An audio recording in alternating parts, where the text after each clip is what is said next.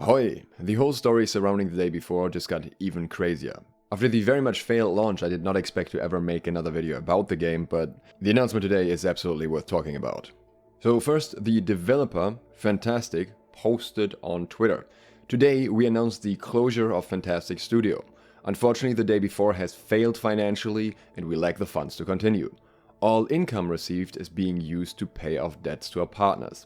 We invested all our efforts, resources and man-hours into the development of the day before, which was our first huge game. We really wanted to release new patches to reveal the full potential of the game, but unfortunately we don't have the funding to continue the work.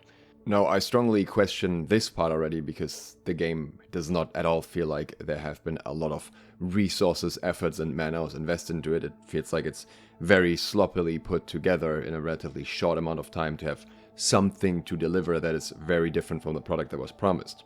They go on saying, "It's important to note that we didn't take any money from the public during the development of the day before. There were no pre-orders or crowdfunding campaigns. We worked tirelessly for 5 years, pouring our blood, sweat and tears into the game." Again, I highly doubt that this game was actively being worked on for 5 years, or if it was, then the workflow was extremely inefficient. At the moment, the future of the day before and PropMed is unknown, but the servers will remain operational. We apologize if we didn't meet your expectations. We did everything within our power, but unfortunately we miscalculated our capabilities. Creating games is an incredibly challenging endeavor. Here's the thing, if this was a statement released by a developer that was genuinely struggling to keep the game going, that they've worked hard on and they've tried to make good, I would completely understand that and I would feel sympathetic towards them. For example, when Gigantic shut down or when Spellbreak shut down, I very much had this sympathy for small struggling studios because it's very, very difficult to make a successful game nowadays. Even good games often end up not being successful, which is extremely frustrating if you are enjoying the game. In this case, however, the biggest problem wasn't not meeting expectations.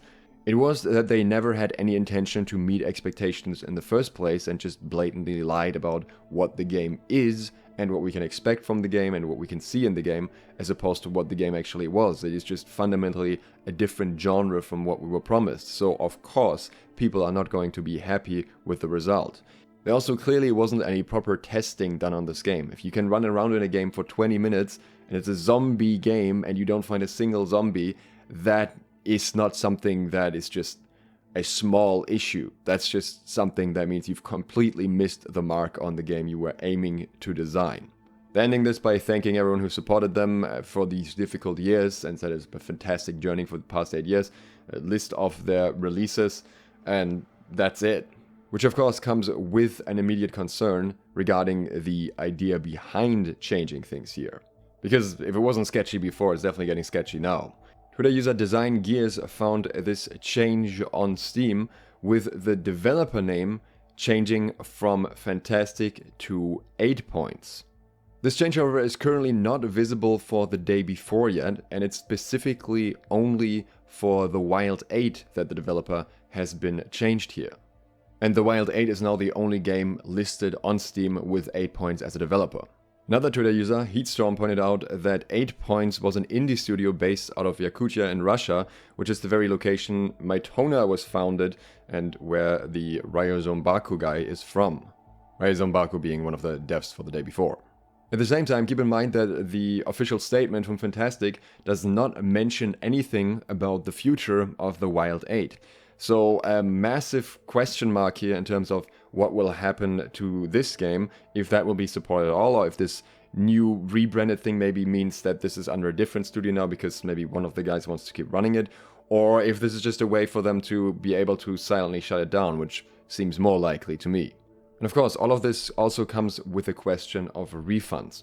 Now, as far as I understand it, refunds on Steam are handled by Valve or by Steam directly. So in short, Steam initially takes all of the money from sales and then pays the devs out after a month. And if refunds happen within that time, then it's basically as if the sale never happened.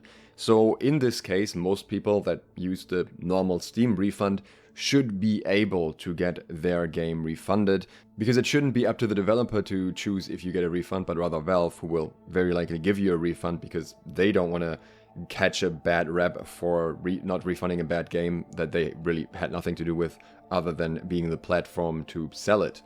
That said, this is very much how it is in theory, and that doesn't necessarily mean that that always applies. There have definitely been situations where there were issues with refunding games with sketchy developers before, though that was a while ago, so I don't know how much that has changed by now. If you have bought the game, I would highly recommend requesting a refund as soon as possible, even if you have played for longer than 2 hours. There is an additional statement, and this one is from Mytona. Mytona is the publisher for the day before, as well as for Prop Night. I think they were never the publisher for the Wild 8 to begin with. As far as I'm aware, the publisher for the Wild 8 was always Hype Train Digital. So Mytona's own statement is as follows. To all the day before players. As the investor of the day before, we would like to provide some updates on the current situation around the game.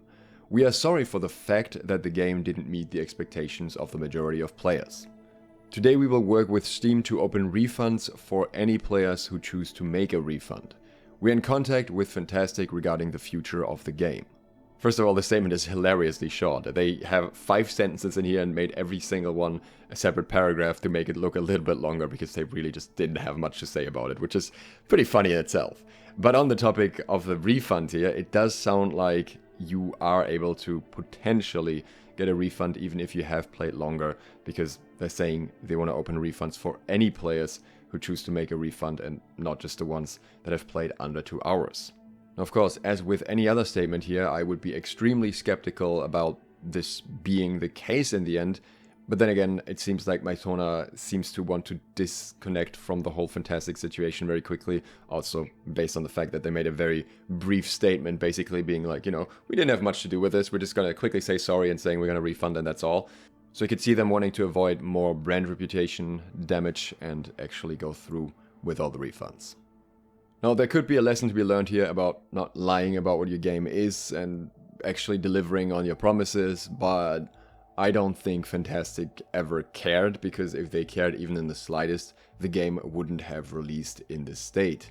Further, they had feedback to work with. You may recall that they released the early 10 minutes of gameplay showing what the game was like, and the feedback was that it looks incredibly boring and not nearly enough going on. And for some reason they decided that even less zombies than in that gameplay would be the appropriate change to make. So they knew what people didn't like about the early gameplay, and instead of addressing that, they effectively tried to hide it later and took it down from their own channel. So yeah, they don't really seem to have ever wanted to make the game perform better. I think maybe they just wanted to do a very quick cash grab, get in, get out, and close the studio either way.